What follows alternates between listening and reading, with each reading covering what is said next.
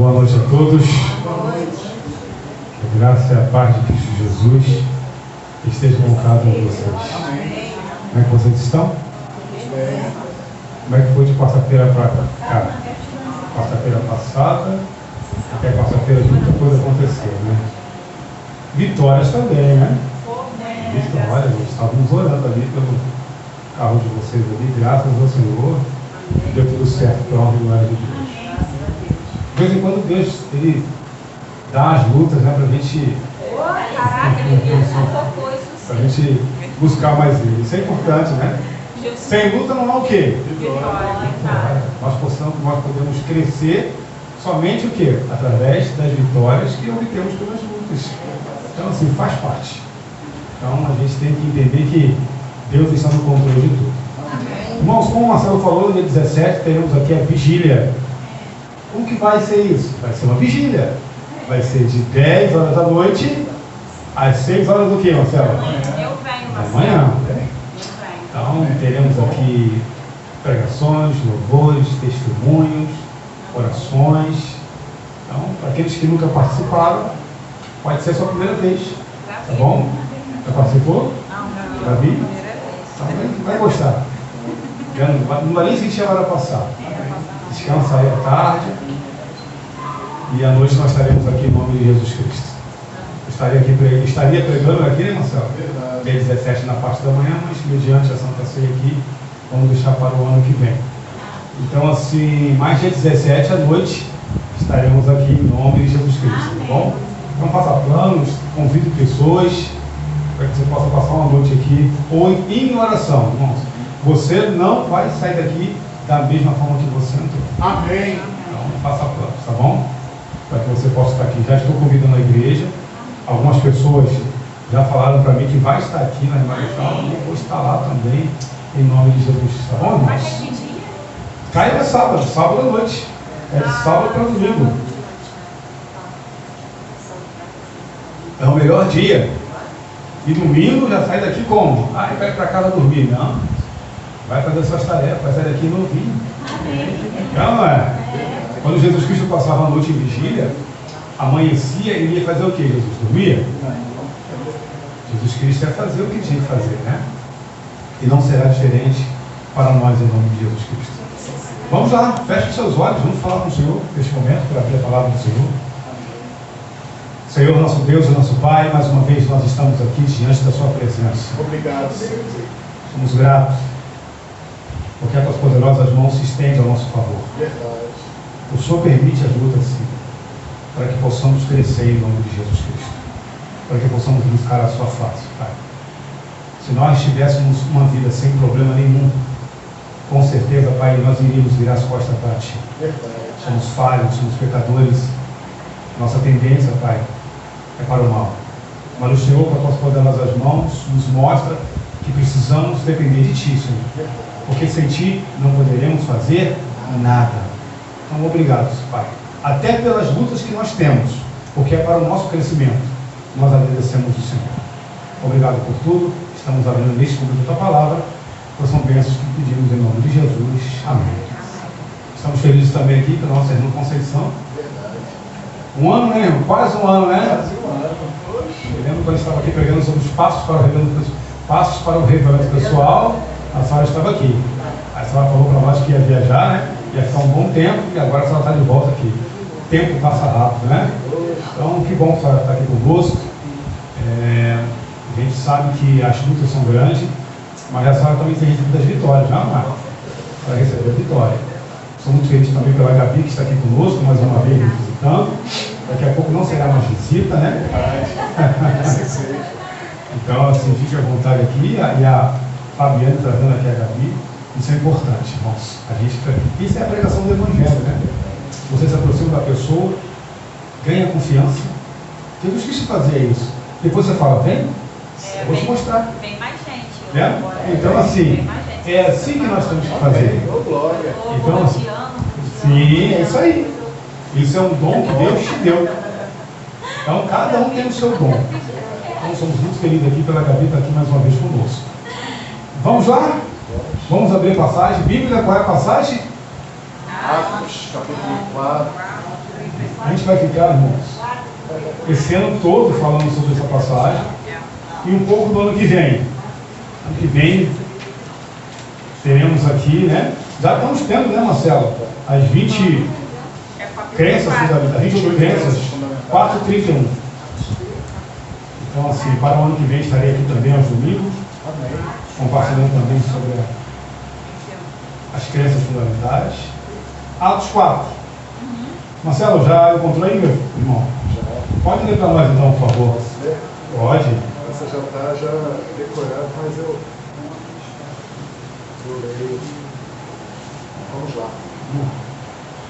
Tendo eles orado, tremeu o lugar onde estavam reunidos. Todos ficaram cheios do Espírito Santo e com intrepidez anunciavam a palavra de Deus. Amém? Amém. Todos ficaram cheios do Espírito Santo. Como nós falamos aqui, o Espírito Santo é a terceira pessoa da divindade. É um ser. Pai, Filho e Espírito Santo. Naquele momento, o Espírito Santo tomou o coração deles, não porque ele forçou, porque aquelas pessoas queriam. Amém. Que o Espírito Santo usasse. É isso que o Espírito Santo faz. Ele não força. Ele apela ao seu coração. Ele convence você se assim você permitir. E quando você é tomado pelo Espírito Santo, você já não é a mesma pessoa. E ali eles saíram com intrepidez para pregar o Evangelho. Jesus Cristo foi bem enfático. Este Evangelho do Reino vai ser pregado no mundo inteiro. Amém. Nós podemos dizer assim, mas irmão Alex, como que esse Evangelho vai entrar naquela parte chamada janela 1040? Porque pregou ali morre. Foi pego ali mata. Isso é uma prerrogativa do Criador. Se o Evangelho, como foi falado, será pregado no mundo inteiro, é porque o Evangelho será pregado no mundo inteiro. Amém. Com o poder do Espírito Santo. Ah, então vai ser mediante Zoom, mediante WhatsApp? Não.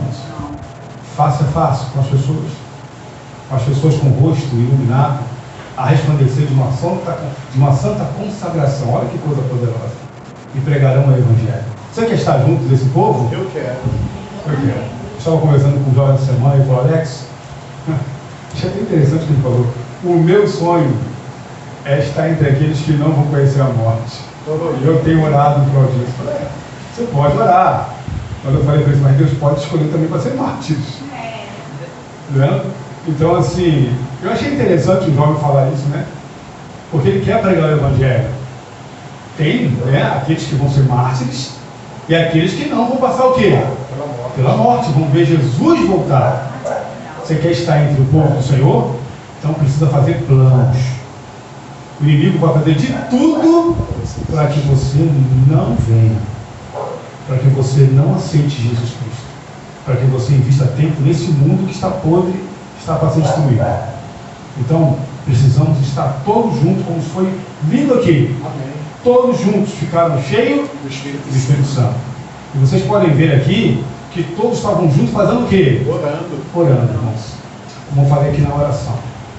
Se a igreja de Bento Ribeiro, se a igreja de Marechal, Valqueira, Praça Seca, Magalhães, a igreja do distrito, não for uma igreja de oração, pode fechar a igreja. Não serve para mais nada, Marcelo. Se a nossa igreja não for uma igreja de oração, não serve para mais nada. Estamos perdendo tempo aqui. Não adianta, vocês podem inventar qualquer coisa, como tem sido inventado. Paliativos, que não chega a lugar nenhum. Nós estamos cansados de ver paliativos que não chegam a lugar nenhum. Deus O povo precisa, justamente, Deus não divide a sua glória com ninguém. O povo do Senhor precisa se consagrar, se santificar, investir tempo para a oração.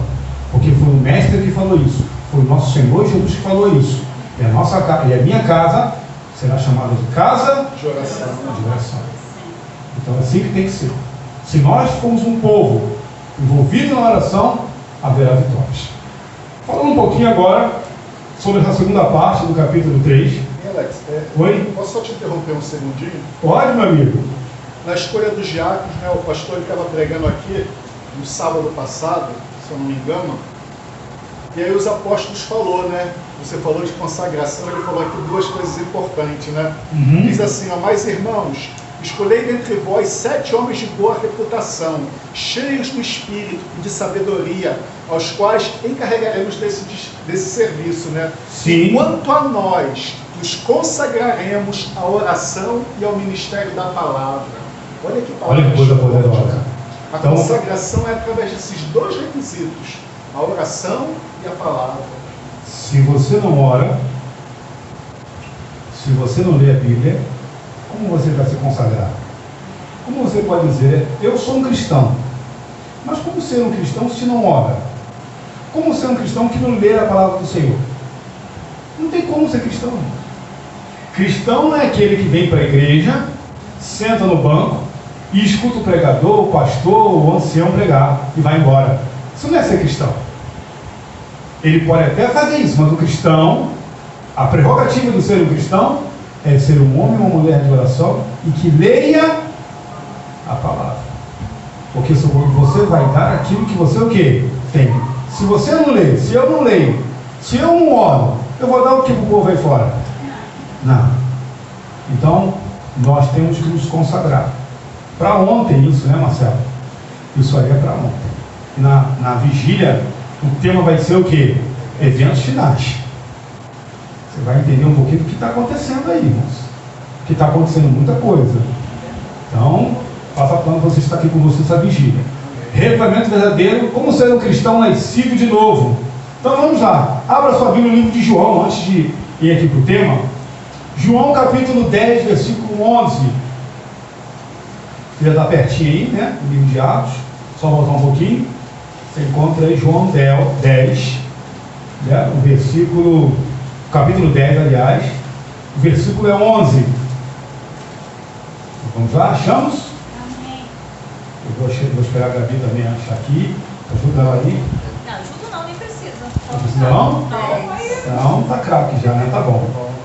Então vamos lá. João 10, capítulo 10, versículo 11. O primeiro versículo é 11. Diz assim, ó. Jesus falando. Eu sou o bom que? Pastor. O bom pastor dá a vida pelas ovelhas.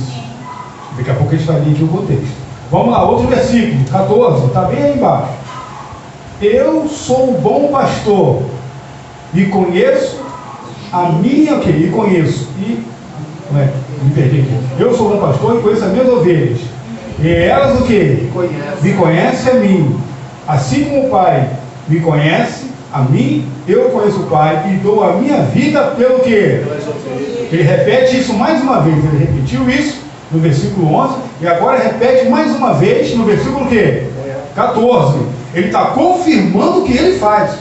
Só uma palavra já bastava, mas ele reconfirma aqui. E eu conheço e dou a vida pelas minhas ovelhas. Entendeu? E assim diz, assim como o Pai me conhece, a mim eu conheço o Pai e dou a vida pelas minhas ovelhas. Versículo 16. Ainda tenho outras o quê? Ovelhas. Não o quê? Desse aprisco. A mim convém conduzi-la. Elas ouvirão a minha voz. Então haverá o quê? Um rebanho e um pastor. Amém. Isso não é poderoso ou não é? O que ele está dizendo aqui no finalzinho? Olha, há muitas pessoas aí fora. A Gabi que está conhecendo aqui a nossa igreja. Amém. Tem outras ovelhas aí fora. Convém que eles ouçam o quê? A minha voz. E venham.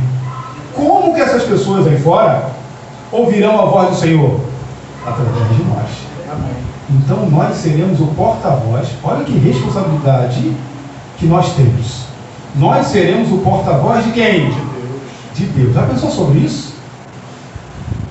Irmão Alex, eu vou ser o porta-voz do Senhor? É. Embaixador. Um embaixador, um representante, porque eles vão ouvir a minha voz através da sua voz e virá para o aprisco. Então nós podemos ver, irmãos, que Deus ele está chamando, Deus ele está convidando a cada um de nós. É preciso que o aprisco, né, esteja o quê? Vazio ou cheio? Cheio? Qual é o pastor que fica feliz em ver o aprisco vazio? Nesse aprisco aqui não tem ovelha nenhuma. O pastor ficaria feliz? Não. O pastor ele fica feliz quando vê o aprisco cheio. O aprisco é o local onde você coloca ali o quê? As ovelhas. E Jesus é o nosso quê? Bom pastor. E ele vai atrás das ovelhas o quê? Eu era uma ovelha perdida. É? Saí do aprisco aí fora, fiquei perdido nesse deserto. Mas Jesus Cristo foi atrás de mim. Amém. É? E eu não pedi isso a ele. Interessante. Eu não pedi isso a ele. Pediram por mim. E ele me convidou. Eu falei, eu aceito. E botou no meu ombro, me botou no ombro dele e me trouxe de volta onde? Para o aprisco. É por isso que eu amo Jesus Cristo. Eu vivo, eu quero viver a cada dia Jesus Cristo.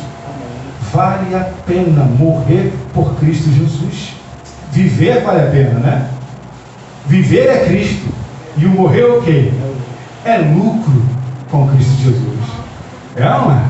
Então, dito essas palavras, revivamento verdadeiro como sendo cristãos de novo, olha aqui. O pecador é comparado ao quê? A uma ovelha perdida. E uma ovelha perdida jamais volta ao redil, a menos que seja pelo pastor procurada e restituída ao quê? Ao redil. Foi o que aconteceu comigo. Foi o que aconteceu com alguns de vocês. Então a ovelha que está perdida, ela não se importa de estar perdida, mas o pastor vai lá, tira ela daquele lamaçal, daquele buraco que ela se encontra, põe ali nos seus ombros e traz isso.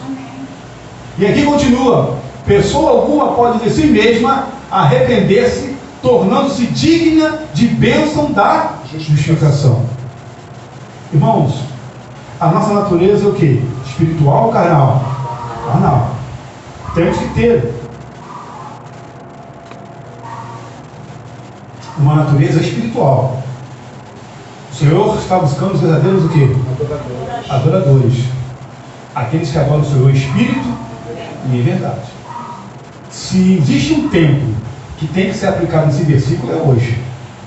O Senhor está buscando verdadeiros adoradores. Como o Marcelo falou, o Senhor não espera nada menos do que uma entrega total. Nada menos, irmãos. Então, Deus está nos chamando.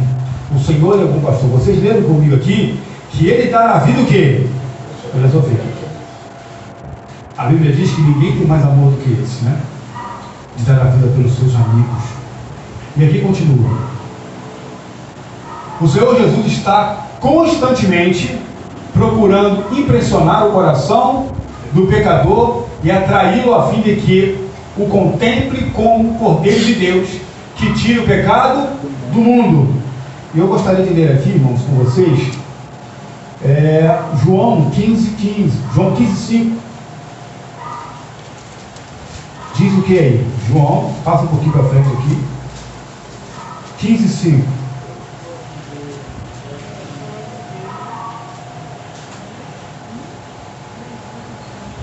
Eu sou o quê? A videira. Quem é a videira, igreja? Jesus. E vós o quê? Os ramos.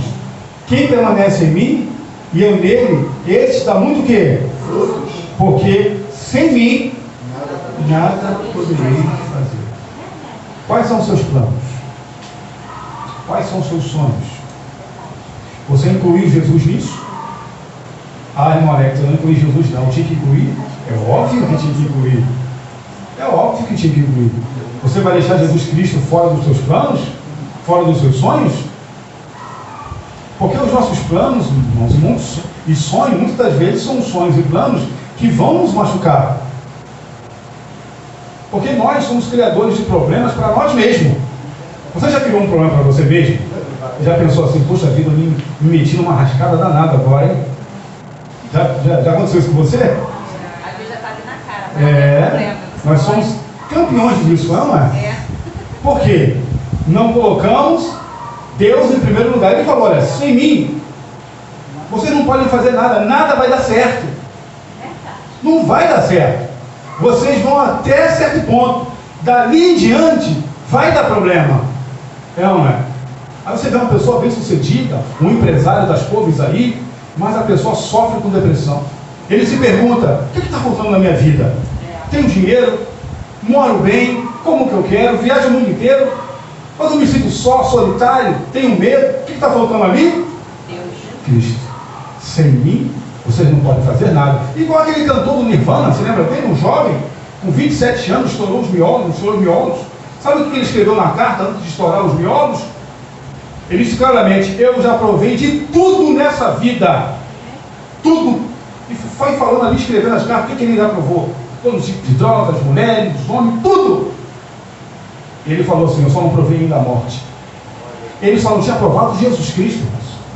É o que estava faltando para ele. Ele, na verdade, ele não provou de tudo, ele provou do nada. O tudo é Cristo. Amém. E ele não provou isso. E um jovem de 27 anos tira a vida. Dinheiro, fama, e não adiantou de nada. Porque aqui está bem claro: sem mim, vocês não podem fazer nada. Isso é para quem, irmão Alex? Para todas as pessoas. Isso é para todas as pessoas. Sem mim vocês não podem fazer nada. Isso é para jovens, para idosos, para adultos, para criança, para homens, para mulheres, para todas as pessoas. Sem mim vocês não podem fazer nada. Por isso que ele fala: eu sou o bom pastor. E qual é a prova, Jesus Cristo, que o Senhor me ama? Olhe para a cruz. Olhe para a cruz. Quer maior prova do que essa? Se a cruz não te convence, irmãos, ele não pode fazer então mais nada por você, porque ele morreu pelos seus pecados. E aqui continua: não podemos dar um passo na vida espiritual a não ser que Jesus atraia e fortaleça a alma e nos leve a experimentar aquele arrependimento que jamais decepciona. Quando você anda com Cristo Jesus, irmãos, eu sempre falo isso, eu já falei isso aqui algumas vezes, né? Eu adquiri isso, eu coloquei isso na minha vida. Ninguém me decepciona, eu sempre falo isso. Por quê? Porque eu não espero nada de ninguém, irmãos.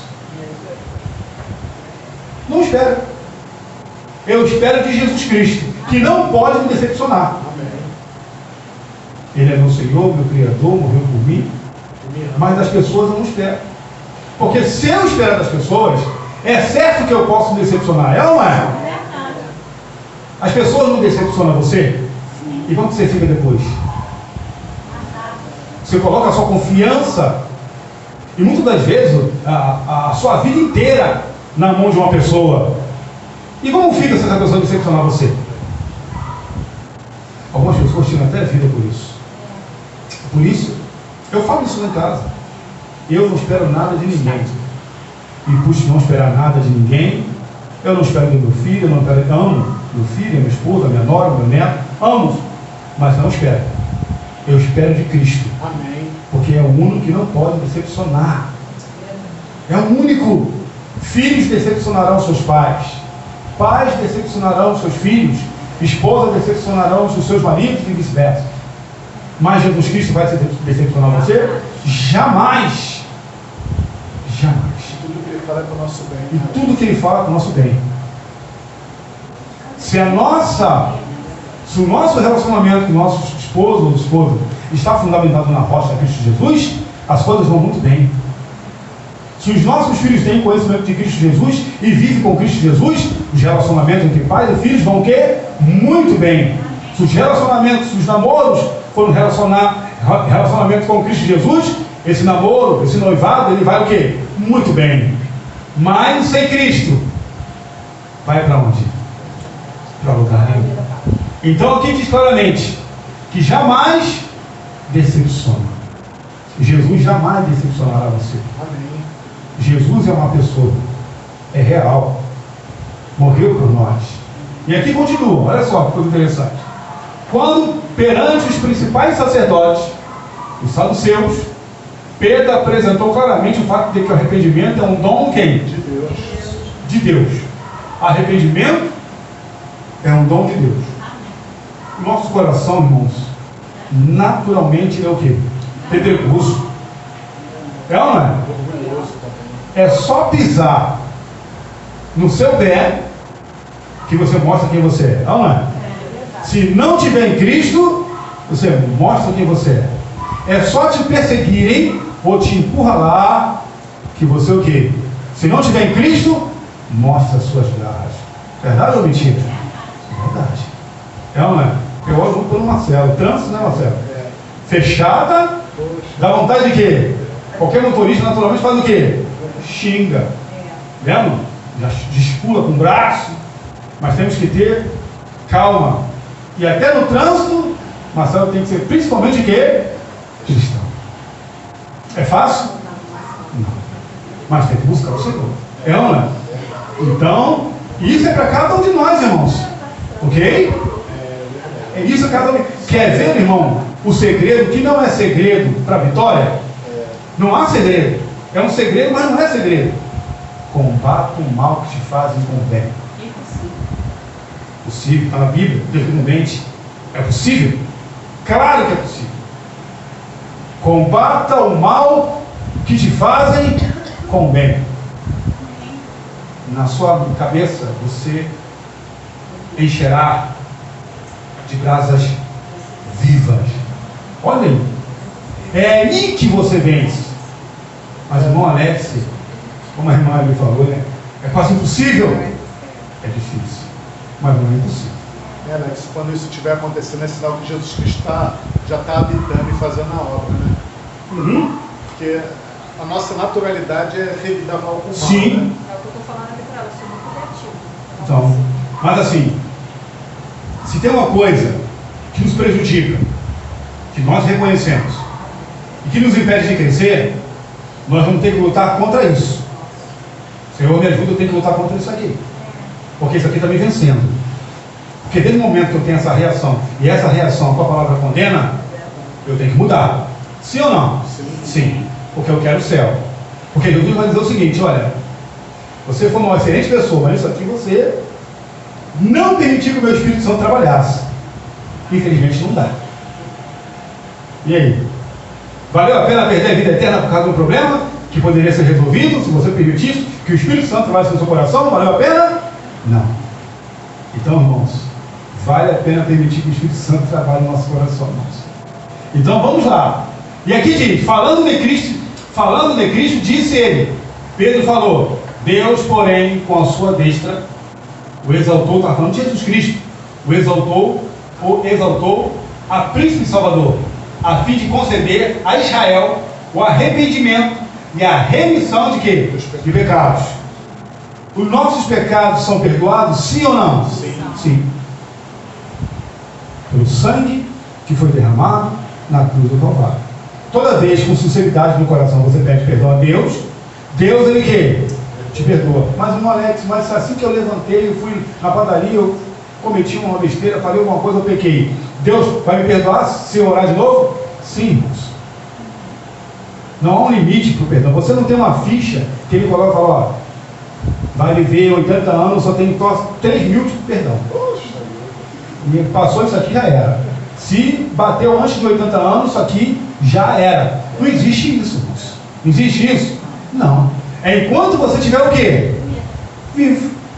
E ele vai te perdoar. Quando ele falou assim, quando Pedro, né, encheu o peito e disse, Senhor, então temos que perdoar o quê? 7 vezes? Porque na cultura lá naquela época, 3 vezes era o máximo.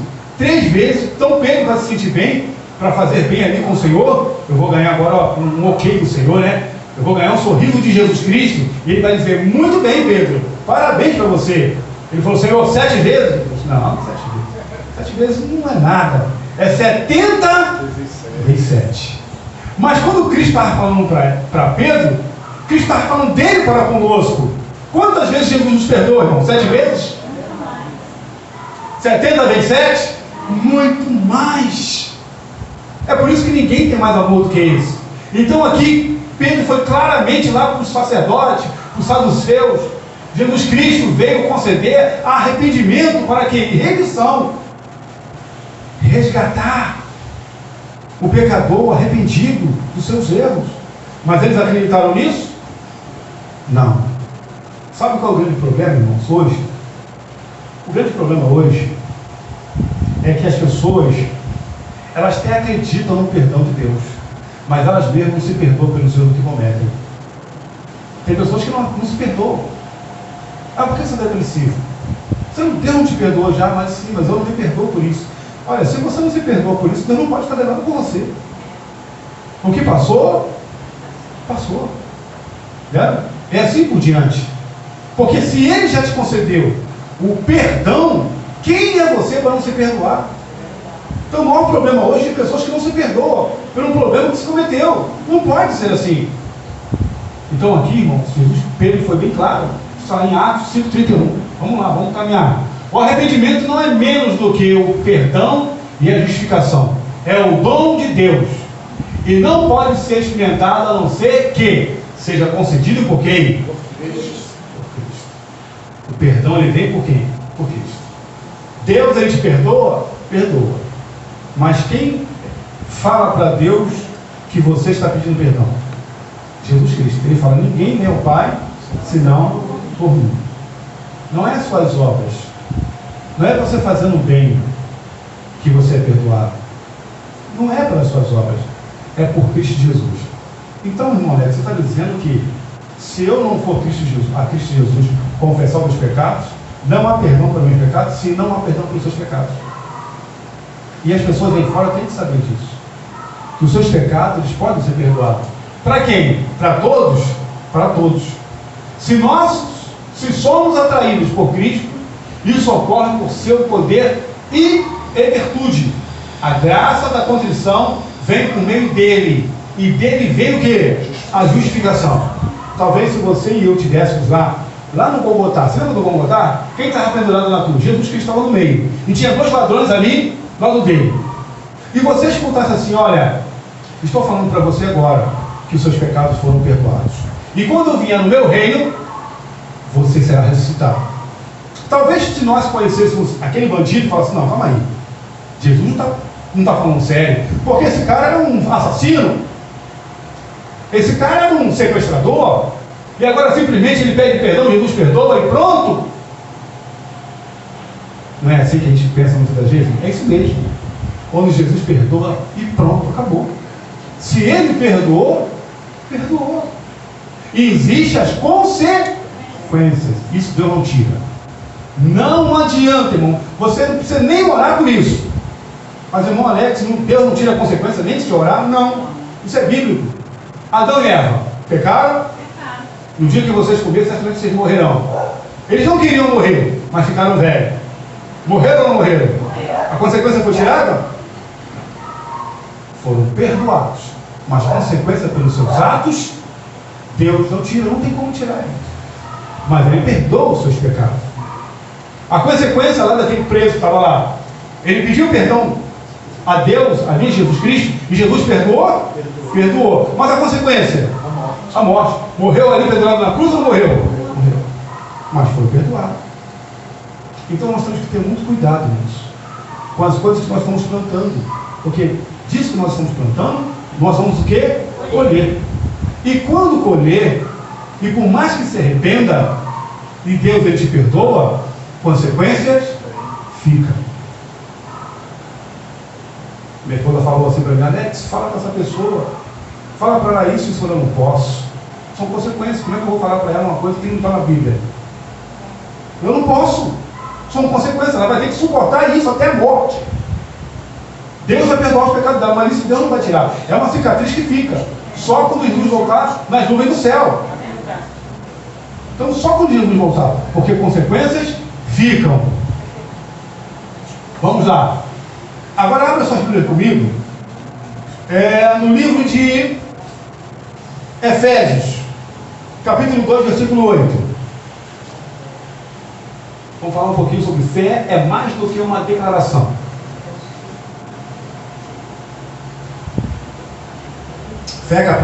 Efésios, capítulo 2, versículo 8. Lê para nós aí, Marcelo. Calma aí. Calma aí, amém? Com misericórdia. Então vamos esperar um pouquinho. Fé é mais do que uma declaração. Você fala que tem fé. Você pode falar que tem fé. Você pode declarar. Isso aí. Capítulo 2. Achou aí? Fé, Efésios, capítulo 2, versículo 8. Vamos esperar todo mundo achar. E a gente vai ler aqui, todo mundo acompanhar essa passagem aqui, tá bom? João, pode ir Tá bem pertinho aqui. 2:8. Pode ler para nós, Marcelo. Diz o que aí? Porque pela graça sois salvos, mediante a fé. Isso não vem de vós, é dom de Deus. Não de obras, para que ninguém se glorie. Olha, a fé, ela não nasce em você. De uma hora para outra, eu adquiri fé. Fé é um dom, é um presente. Fé é um dom de Deus, é um presente que Ele te dá. E para que Ele possa te dar esse presente, você tem que se aproximar dEle. Não adianta, irmãos. Muitas das vezes a gente tem um pensamento assim, contrário do que a Bíblia apresenta. Que Deus Ele dá assim, de qualquer maneira, e vai dando. Não é isso, irmãos. Relacionamento. Aonde que isso? Está escrito que Deus Ele dá de qualquer maneira? Não. Tem que ter o quê? Um relacionamento o quê? Com Ele. Se não tem um relacionamento com Ele, como é que Ele pode te presentear? Como é que Ele vai dar fé? Se é um presente dele, se é um dom. E aqui como o Marcelo falou, né? E a pessoa só confia em quem conhece, né? Sim. Como você vai confiar em Deus se você não conhece Ele? Não tem como. Não tem como. Deus Ele já te conhece, Marcelo. Mas Ele quer que você venha conhecer Ele. E você conhece Ele através do quê? Da oração, da palavra do Senhor, do tempo que você o quê? Investe. Como o Marcelo falou aqui hoje, 30 minutos passou ali, que a gente nem o quê? Percebeu. Isso acontece com você? Tem vezes que eu e minha esposa vamos orar junto, né? Eu não boto os olhos para despertar, a gente vai falando e orando, antes de misericórdia, o tempo já estourou aqui, né? Porque é gostoso falar com Deus. É nisso que você conhece o quê? Ele. Quando as pessoas falam assim, mas se Deus me desamparar? Então você não conhece Ele. Como é que Deus vai desamparar, irmãos? Então, irmãos, é mediante a fé. E aqui diz, fé é mais do que uma declaração. Ah, eu tenho fé. Como que você tem fé? Se você falar assim, eu tenho fé, eu falo, como você tem fé? Você vai testemunhar isso. Como é que você vai testemunhar? Ah, eu sou uma pessoa que eu tenho um coração muito duro, mas eu tenho fé. Mentira. Porque quem tem fé se relaciona com o Senhor. E quem se relaciona com o Senhor, perdoa muito rápido as pessoas. É ou não é?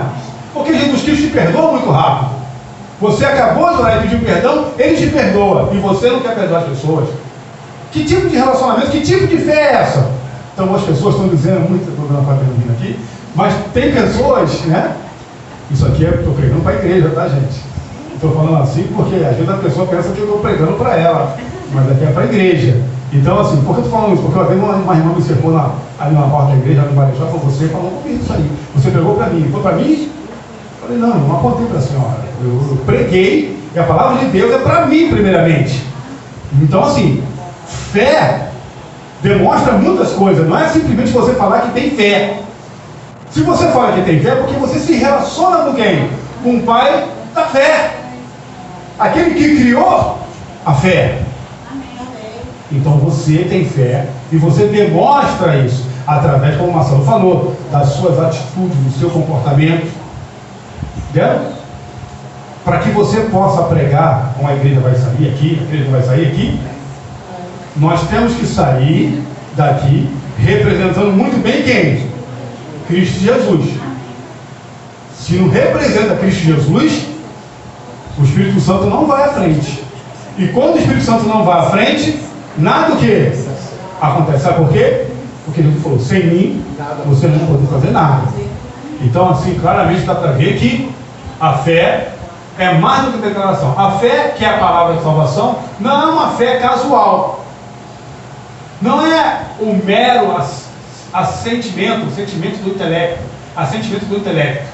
É a crença arraigada no coração que abraça Cristo como Salvador pessoal, com a certeza de que Ele pode salvar perfeitamente aos que por Ele se achegam a Deus.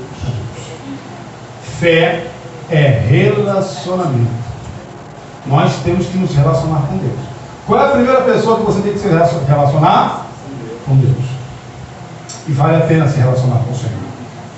Vamos lá, estamos terminando essa parte, né? Semana que vem estaremos terminando outra parte. Crê que Ele salve aos outros Isso não é interessante? Mas não salvará nós. Como é que pode isso, irmão?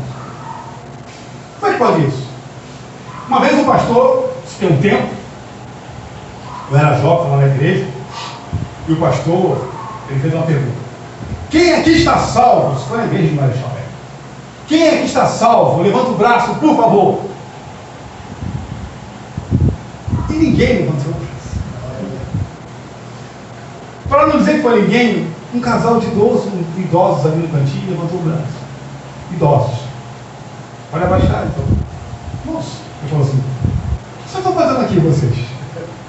Vocês não acreditam que vocês estão salvos? É isso mesmo? Irmãos, nós temos que acreditar que estamos salvos em Cristo Jesus, irmãos. Você não acredita que Jesus Cristo te lavou, te redimiu através do sangue dele? Você não participa de Santa Ceia? Você não pede perdão pelos seus pecados? Então como não acreditar que não está salvo? Não adianta que nós não vamos chegar à perfeição só quando Cristo voltar nas nuvens do céu. Mas é avançar, é crescer a cada dia. Então aqui claramente diz que a salvação, né? Então se manifesta a fé o quê? Genuína. Cristo como a única esperança de salvação. Então se manifesta a fé genuína.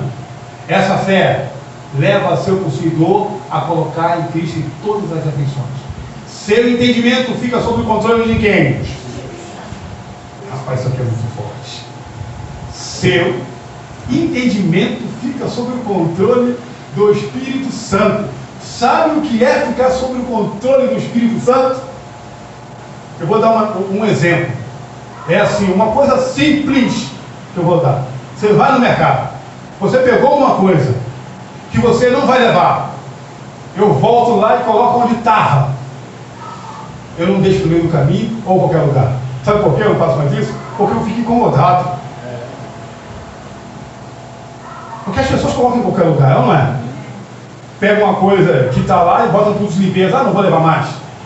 Mas quando você está... Eu não estou dizendo, irmão, que eu sou perfeito. Mas isso hoje me incomoda. Amém. Se eu pegar alguma coisa e não quero levar, eu vou lá no arroz. Não vou levar. Eu volto lá no arroz de novo. Coloco lá, não vou levar. Eu não vou colocar arroz no açúcar. Porque você está sob o controle. E ele vai dizer: isso aqui não faz, isso aqui faz. Não, isso aqui não é legal. Ele vai te orientar em tudo.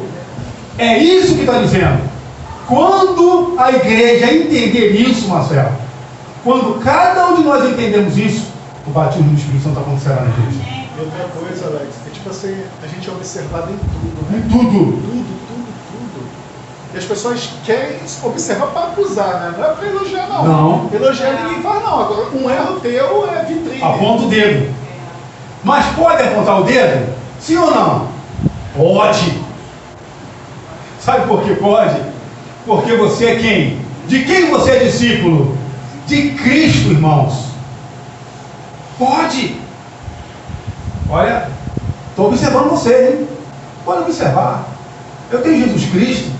Eu sou uma nova criatura. Eu sou lavado e remido pelo sangue de Cristo Jesus. Me observe mesmo, porque o meu testemunho te convencerá. É assim ou não é?